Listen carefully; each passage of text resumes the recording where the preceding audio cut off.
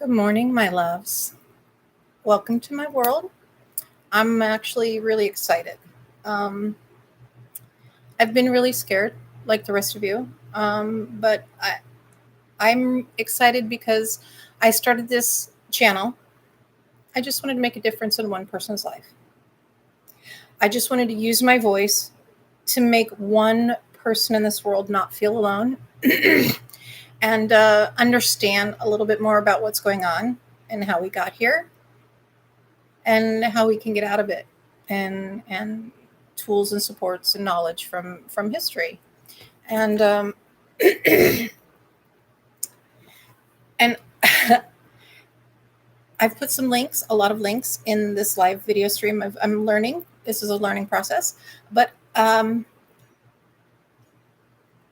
my daughter is really excited about this journey. She's been trying to get me to do this for years.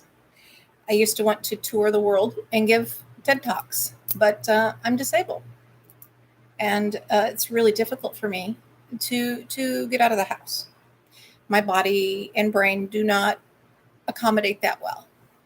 So I want to thank you for coming here to my home and listening to me. I'm just a crazy old lady who rants, and that's okay. And I just hope some people hear it, maybe think and change their mind and get a different perspective that they perhaps didn't have before, or to have a deeper understanding, a better understanding, an inkling of understanding.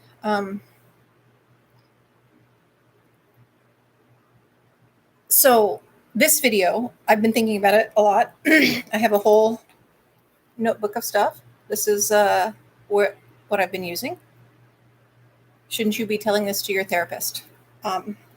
So because I was forced to move and relocate in December, one of the things that I have been without is mental health support. I've been without a therapist. I've been doing intensive talk therapy and meds and everything for decades. And so because of what's happening in the world, we've been isolated and left on our own to suffer and die and deal with everything. I mean, everything. We truly have been forgotten by this administration, and they are doing it gleefully because they're protecting themselves. And you can call me crazy. It's okay. I am, and I love it. I love me. And when I say silence no more, I will not be silent. I will continue to fight. I've already had everything taken from me.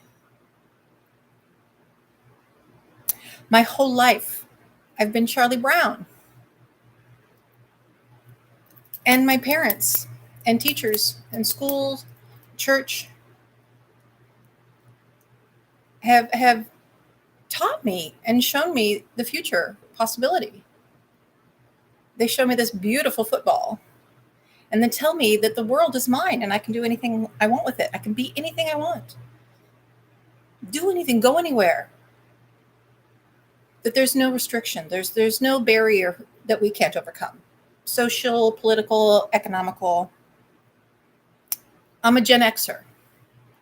I was born in June of 1971. Nixon was impeached when I was a baby. And then we got some stuff happening. And then we got Jimmy Carter, who I consider my president. He has been one of the most shining examples of how to be a true leader in this country. He is a very religious man, but he never let that influence his politics. And he's been vilified for it. But the true people who know, because he's still, to this day, President Jimmy Carter, former President Jimmy Carter, still works every day advocating, building homes, habitat for humanity. He's fallen down and bruised and battered himself because he's gonna keep fighting for us until his last breath. Bernie Sanders. Oh gosh, the world hates Bernie, don't they? Why? Has his message ever changed? He's been saying this his whole life.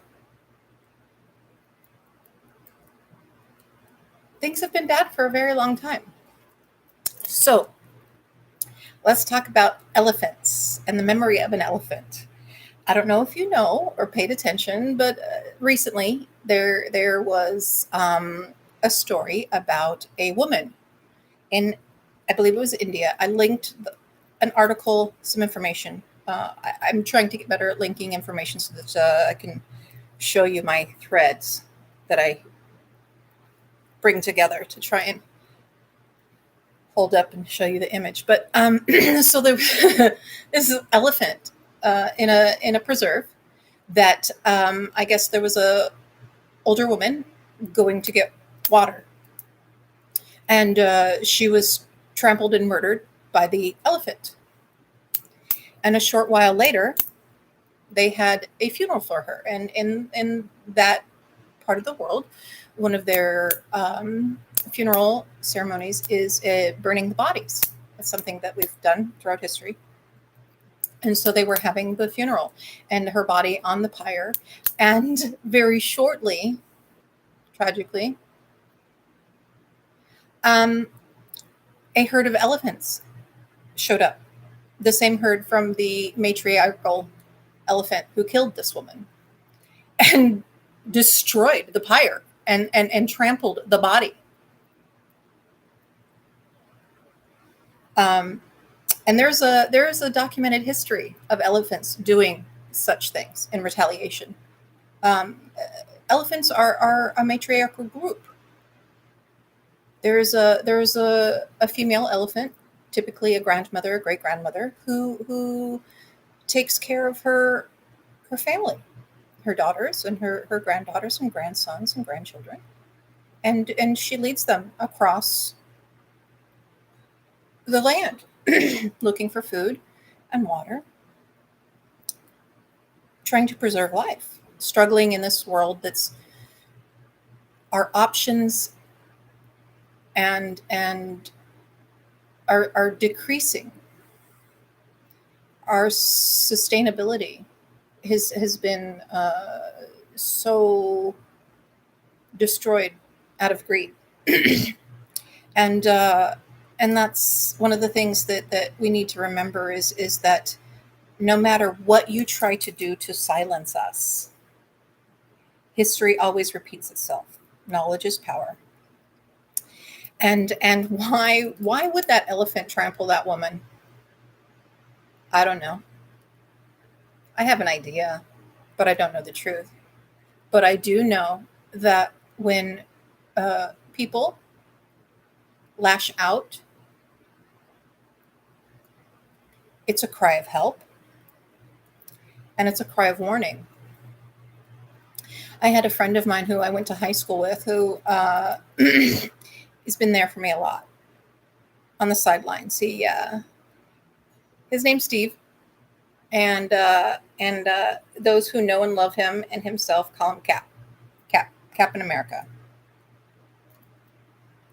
And he's doing his little part to be there for us in his community, community building, food, housing, trying to be there for the neighbors and however we have, in whatever ways we have. So, a lot of talk has been going on in this country about education. And one of the things that has been recently, again, been hammered into us from the media and politicians is sending our kids to school and how important education is. I absolutely agree. I 100% agree that our children and education is one of the most important issues that we need to deal with, next to our basic needs. Clean air, clean water, hygiene, shelter, food, healthcare, safety and security. After we have that, after our babies have that, then perhaps we can begin to educate them. But what is education? Education is imparting knowledge and experience to someone else, teaching someone else how to move around in this world, and what to do and what not to do, and what things have worked in the past and what things don't work anymore. And one of the things I want to talk about is the industrialization of America, and the ramifications that it had on not just this country but the whole world, and the problems that came with industrialization, and the people who panicked and tried to manipulate the narrative and were quite successful at it. You know, this country was started and was built via slavery. I mean, there's no denying it. It's what happened. It was what we were forced to do in this country to survive and build a new life from our oppressors. Doesn't make it right. Doesn't make it okay. But it's the truth. We had nothing. All we had was other people to help us. And unfortunately, what we did, instead of becoming a community of love and support, we used the old tools of oppression and enslavement to satisfy our basic needs. Throughout history, every empire has fallen. And right now, everybody, the kids, are talking about this 250-year time period and the collapse of empires. Again, kids are talking about this. Young people are talking about this. Zers, millennials, they've been dealing with this for years. And again, Gen Xers and boomers and the greatest generation, they've been indoctrinated. We've been indoctrinated to shit on ourselves and shit on each other, and to discredit knowledge and science and information. And it was done deliberately because they do know that knowledge is power. And so when they realized that, I mean, they knew it, but when they truly realized it, they panicked, and they're panicking. And one of the things that we have learned about this terrible global tragedy and the COVID crisis, and how this is not new, my loves. We went through this, and people have a lot of questions about art and history and culture and what happened to us. And I will tell you, the last time that the SARS-2 COVID ravaged this world, it was the HIV and AIDS crisis.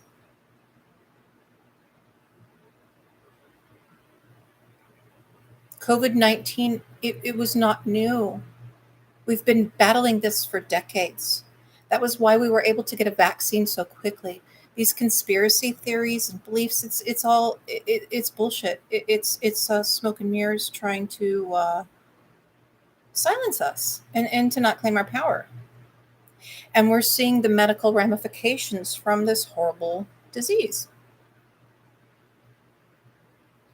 So I'm going to go back. What happened to the voices?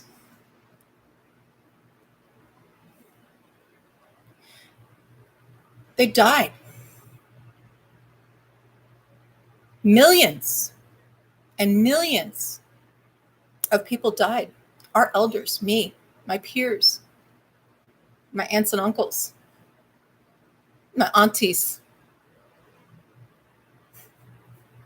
who loved me and taught me how to love myself,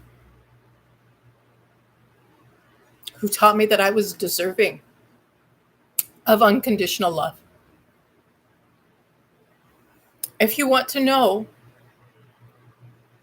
why Gen Xers feel so powerless, it's because our power was taken from us. We are a minority. Our boomer parents and grandparents just simply overpowered us. We've been victims our entire life. We've been imprisoned. We've been fighting, screaming at the top of our lungs. Um, and one of the things we did in the 90s, Gen Xers were in high school, graduating from high school, and starting college. Okay, I graduated from high school in 1991. I graduated from Bishop Montgomery High School. It's a private Catholic high school. It was built in the 60s. My uncle was one of the first graduates of the school. It was co-ed, but it was separated. They had different buildings, and the boys and girls were separated in their education via buildings. Some of the classes were integrated somewhat, but there was still much separation between the sexes. That puritanical rule of the 50s, that golden era that people so long to go back to, of oppression and sweater sets and poodle skirts and Doris Day and Pop sitting in his chair smoking his pipe, reading the newspaper. It was an illusion, honey. It was never real. They told us it was, but it wasn't. Boomers and the greatest generation, we've been at constant war. Internally and externally. And I got a lot of comments about one of the previous streams I talked about as dancing, praying, and slut shaming, because that's what we do, and dancing is prayer. But I want to talk about hype men. And one of the most famous hype men in the world, a man that we all love to hate, and why his voice is so important, and why he was so effectively silenced and turned into a clown, someone for us to criticize. And are you ready? Flavor Flav! That's right. Flavor Flav. One of the people who had the original reality dating show. Okay? New York. Oh my God, my girl. We loved to hate New York, didn't we? But let's get back to Flav. Okay?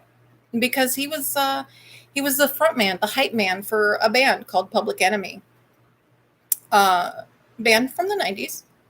And they were pissed off about what was going on, and the lies that they were told and forced to swallow and eat and believe and fight. And that's what they did to us, Generation X, is we became public enemy number one. And Flavor Flav. I don't know how he picked his name, but I'm gonna tell you how I think it's important. My daughter is behind me doing a TikTok dance, hyping me up. She's my hype man. I love you, baby. But Flavor Flav. Flavor, spice. What makes life worth living? What is the spice of life? Music, art, sex, food, friendship, and this is you're gonna see how it's all connected, kiddos. Mama's got a lot of knowledge, but the spice trade.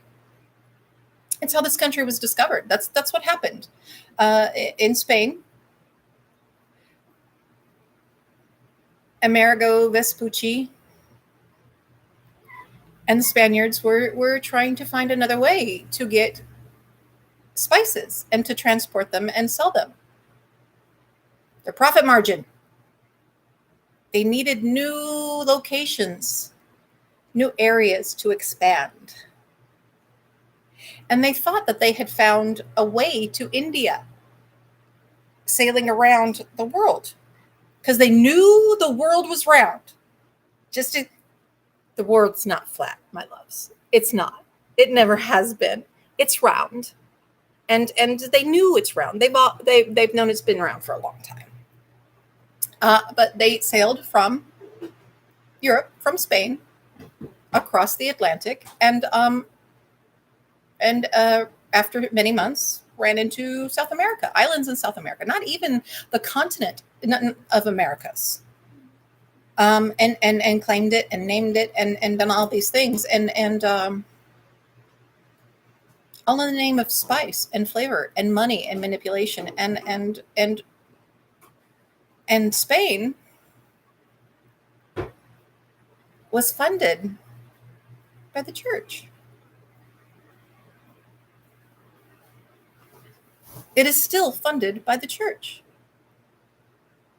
The church controls everything, and it has for 2,000 years.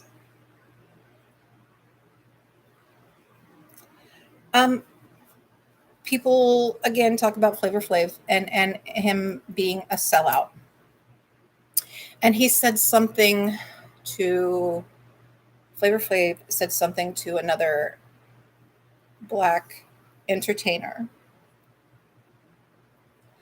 about choices to make, the choices that they made in their life, and being villainized and called crazy and stupid and all sorts of racist tropes, insulting everything from his teeth to his clothes to his manner of speech and education. That's not very slay, bae.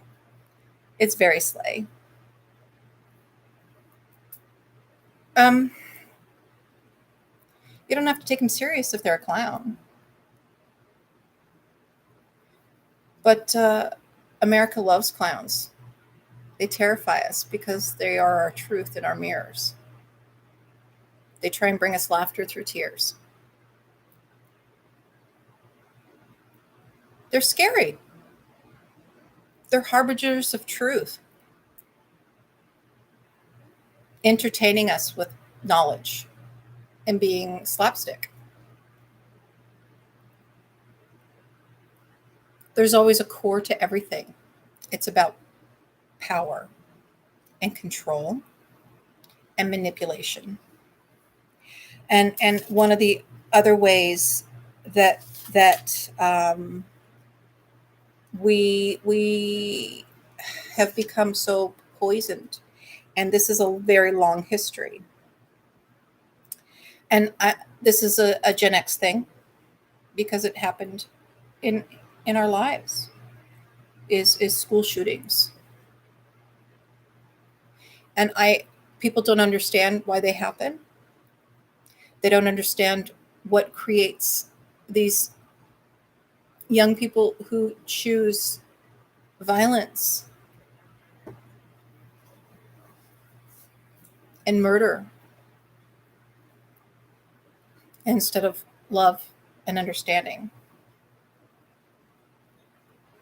And I would like to talk about victim blaming first before I go any further.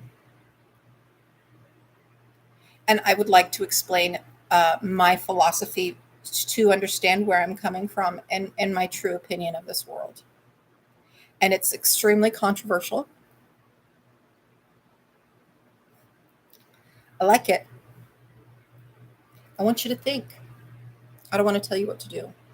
I just want you to think. I want you to understand why.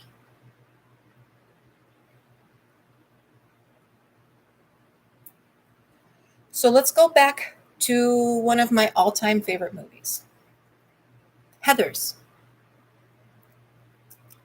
It's had a huge resurgence It spawned a lot. Heather's gave us Elwoods.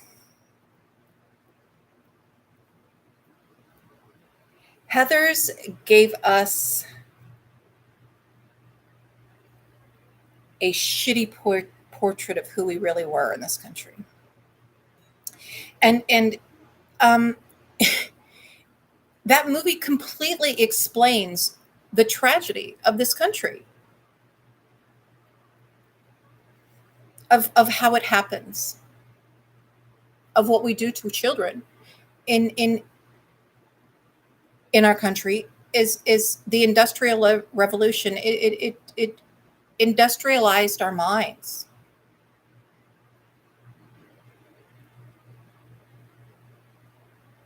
It turned us into automatons. They taught us just enough to do what they wanted us to do.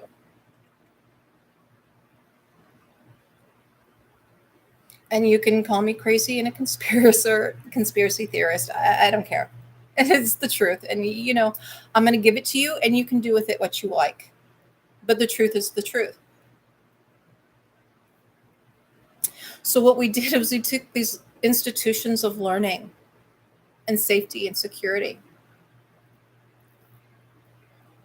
and they were supposed to be beacons of industry and knowledge and how you grow as an empire. Free education. We knew it. Free education is one of the most important tools in this world.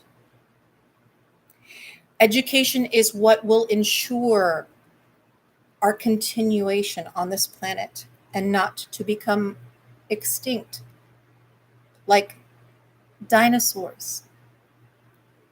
Boomers are our dinosaurs.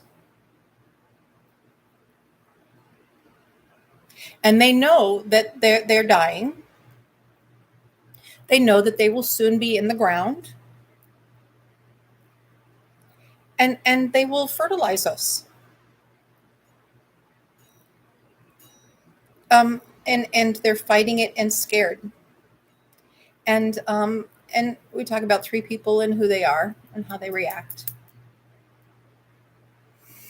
And Joe Biden and Kamala Harris and the majority of the people who have the power currently are just simply trying to hold on to it and preserve it, and not. They don't want to rock the boat. They don't want to do anything to change things. Ooh, thank you. My kiddo came in the chat and told me I was a slay queen, so thank you. But I want to get back to Heather's in school and mass shootings. So we've taken these institutions, and that were supposed to be safe havens and education, and we've turned them to a big old barrel for people to shoot into.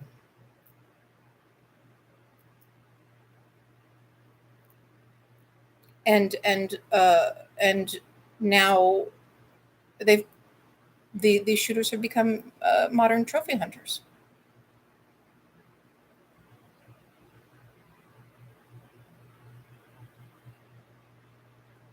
And we've allowed it. We've encouraged it.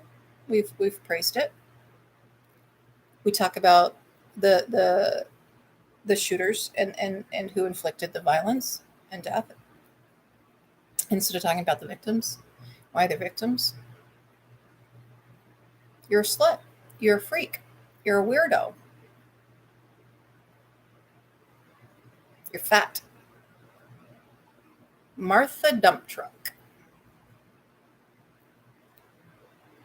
Wasn't me, but it was.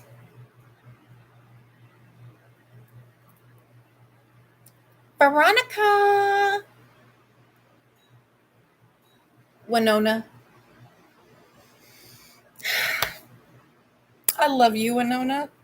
I don't know if she'll ever see this. She's been through so much. Right now, she's a badass mama in a series. Stranger Things on Netflix.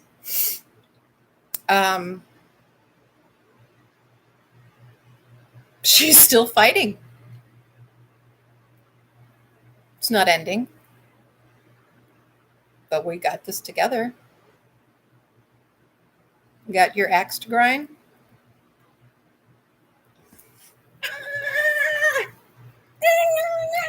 This is for Chrissy!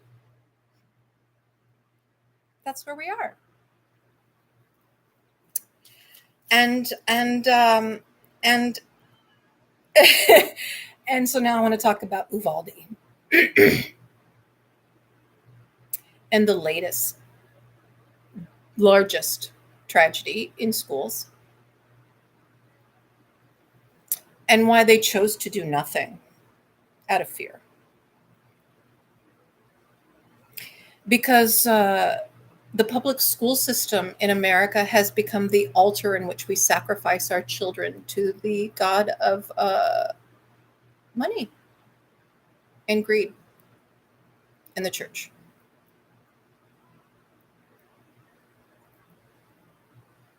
It's what it is. Teachers, I'm sorry. I'm so sorry, my loves. The teachers in this country, in this world, are so overwhelmed and left on their own to try and save kids. Another streamer, Bo of the Fifth Column. I'm gonna talk about him a lot because he helped me get here, and he has a different perspective. He's a military guy, Southern Bubba. Okay, another pasty white boy, Ginger, with a family and kids, and he's just trying to help us out, make sense of what's going on. I'm doing the same thing. I just got a different take.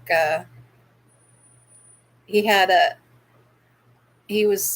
guest who talked about the show The Orville in science fiction and how that's part of our narrative and how we share information and so where this is getting me to is our education system is broken. We know this. It's not new information. But I want to talk about looking to what's already here. And that's video games. And Joe Biden talked about how desperately we need to get kids back in school and how they are falling behind. They haven't. It's a lie. Our children haven't fallen behind. They were sacrificed and left to die and suffer alone. And our kids said, nope,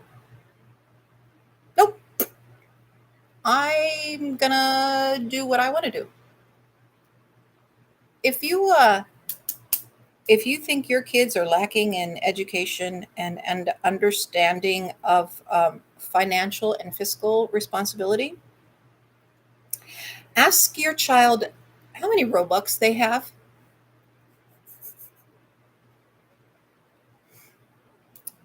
Ask your child how many hours they spent building their whatever it is they're working on right now in Roblox or Minecraft or something else. It's really big right now that people don't understand, and so I'm going to talk about it because I didn't understand it, and I've embraced it because I was forced to. Let's talk about the lessons of lockdown and what we learned and why the establishment panicked. And we won't see another lockdown. They won't let us do that again. They learned from their mistakes. What happened in the beginning of lockdown? I mean, people were scared and panicking, but we reached out to each other. We told our stories, played music, on balconies, sang to each other, taught each other how to cook, bake bread, hydroponic gardens, homesteading, community tables. We had to. We had to. We know how we're doing this already. And one of the things that you have to try to remember, and it's difficult, but we're going to go to old school schoolhouse rock, and that's that the wheels of justice turn very slowly, but they do turn. And the reason why they are so slow is because they are very powerful and they grind into dust. And it's coming, and we have to continue to be patient and wait and let facts come to light and truth. But where can we meet each other and help each other? And what is our obsession with video games? We've always been obsessed with video games. Um, um, and I wasn't. I saw it.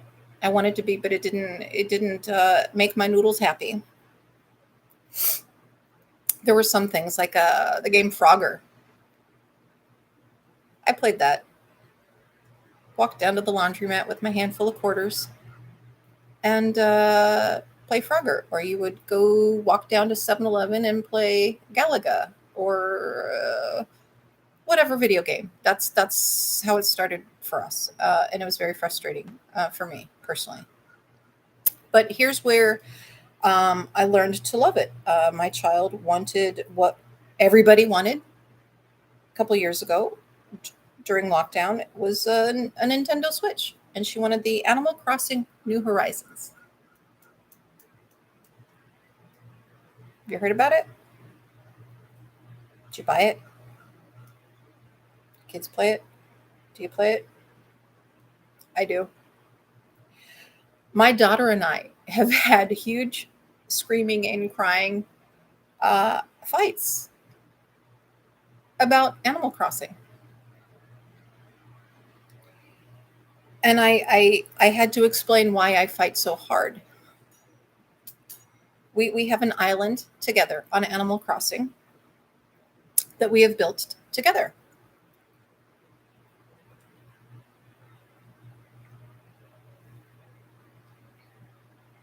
And so these islands, what you do is you kind of create your character, who you are, your avatar, and you get to choose everything about who you are. And you can change and be anything, anytime, any day.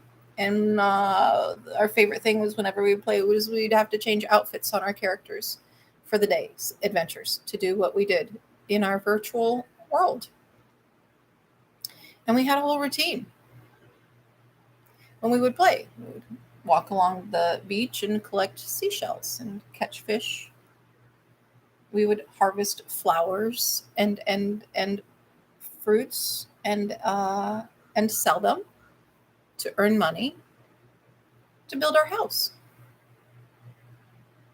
And you start very small. You get a tent on a deserted island.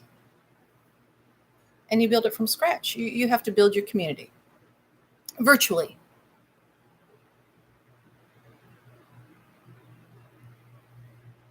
And you get sucked in very, very quickly. I did.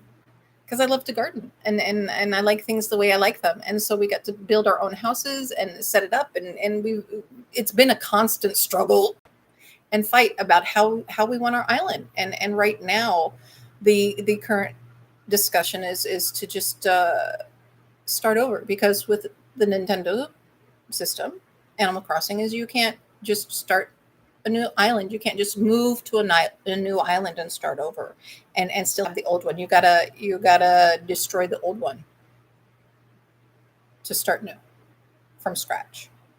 It won't let you keep the old one and begin new, which is quite frustrating. But so I want to talk about Animal Crossing and how it is one of the largest educational tools that I have right now for my kid. It is in a different aspect, in a more palatable way. There's a museum that gets created on your island when you collect and donate things to it. And the museum has everything from dinosaur bones to works of art that you have to find and donate. And it's the depth of knowledge that is being taught in a simple video game is not simple at all. You know, it tells you who caught, say it's a butterfly, specific butterfly, a monarch. And there's only certain time periods in the game where you can catch this particular monarch butterfly, and it tells you about it in the seasons and gives you basic information.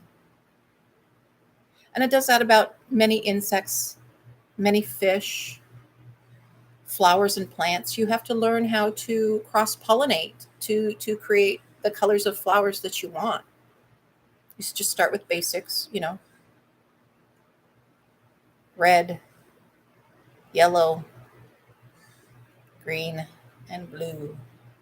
And you got to go from there. And in order to get this ultimate status on your island, you have to cross-pollinate and grow crops of flowers to create these deluxe, ultimate, little beautiful bells, white, gold. They're very unique and they're very hard to get. You have to really work hard and want them. And what people don't realize is it's an amazing education tool, but you're just playing a game. Education doesn't have to be in a classroom. And I'll get more into this. But again, I want to end this. I put a lot of musical links in this stream. I love music. I do. I would like to invite you, if you like music, is to check out my playlist. It and to see the links, watch some of the videos. Just have fun. You're gonna learn history, most especially. But listen to some of the music that I've got on my playlist. Please, if you would like. Click some of the articles. Just be curious. Be careful what you ask for. Be cautious of the questions that you ask, because you must be prepared for the answers. So please, until you know what the answers might be, hold off on the questions, because you might not be ready for the reality of the truth. But truth is truth. Knowledge is power. But knowledge is not powerful until it is wielded. You can know everything in the world, but until you use it, it's wasteful. It just will rot and rust and decay and be buried under the sands of time.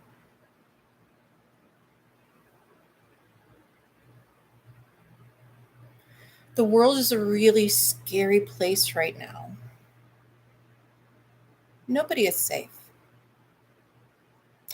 And the rats are jumping from the sinking ship currently. Pay attention. Let people reveal themselves. And when people tell you who they are, believe them. Believe them. They're telling you. And in most instances, Every accusation is simply an admission. They know they're wrong. They know it. They don't care. You're collateral damage. Your children are collateral damage. Your parents are collateral damage. Disabled people are collateral damage. The indigenous peoples,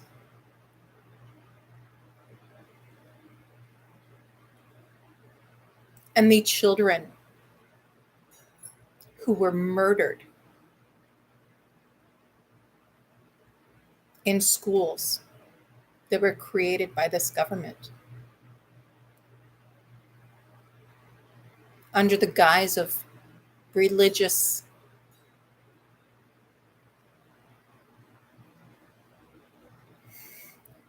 puritanicalism and colonization and eradication.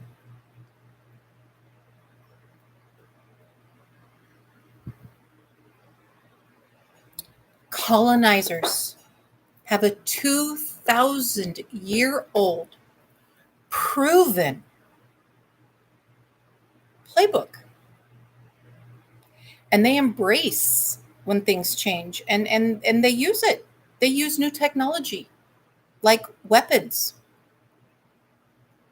And they just get more powerful. A bullet used to be a metal ball bearing shoved into the musket of a gun. You would take a gun and you would pour in gunpowder. And then you would take your bullet, your projectile, and stuff it into the barrel and aim and shoot.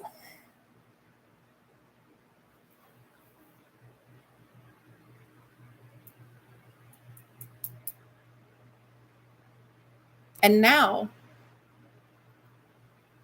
we have armor-piercing bullets. These children in Uvalde that we sacrificed willingly, that the people who we have lied to the American people and said are here to protect us, watched us die.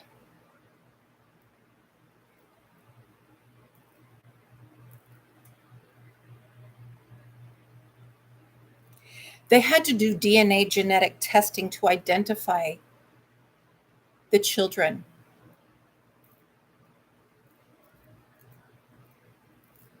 Matthew McConaughey spoke out. We mock him. We make fun of him.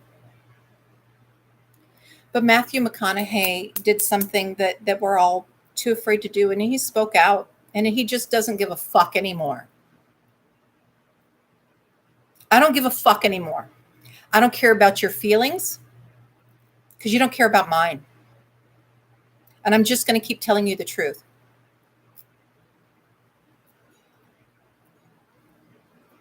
Matthew McConaughey and his wife showed us a pair of green Converse tennis shoes.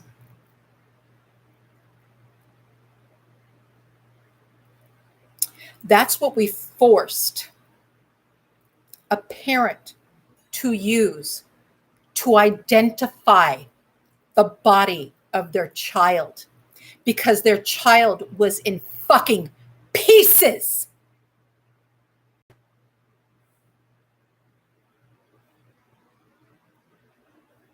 And you want me to send my kid to school? Fuck off.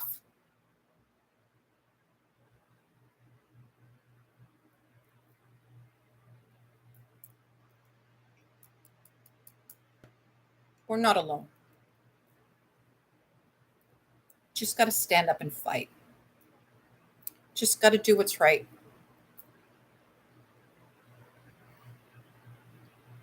We stayed home and it panicked them. We stayed home and they gave us money and they fucking freaked out because it was working. Trump actually did something good.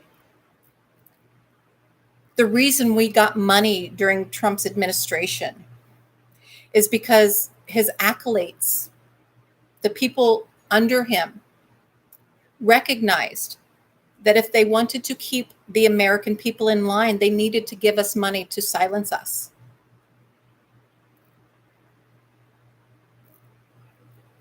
So they used what we needed as a weapon.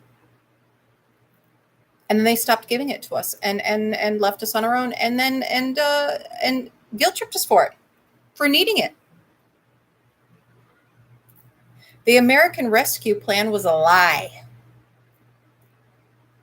It was a cake. And Biden will not give us money again because he saw that it worked. And that goes against his own self-interest. Policies won't be made. Legislation won't be passed. That's something that I found out is legislation catches up with us. When public opinion has already been changed, when more than 51% of the population is already demanding something and implementing it, the government has to catch up. Don't look to our leaders and legislatures to get us out of this mess. They took away the legal right to an abortion. They're taking away much other legal rights. So fucking what, man? I don't care. It's your rules, not mine. I have to protect myself and my child so that we're not separated and taken away, because that's what they do when you that's the pipeline, education to prison. That's how it works. When I talked about the CPS agent here at this apartment complex knocking on doors, taking children away. Ever watch Chitty Chitty Bang Bang? And the king who hated children, and he enslaved the toy maker to make toys for him, and had a child catcher to go out into the world.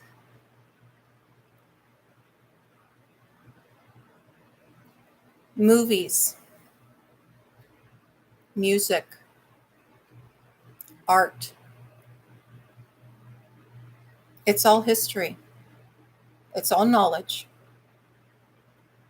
It's just how you use it.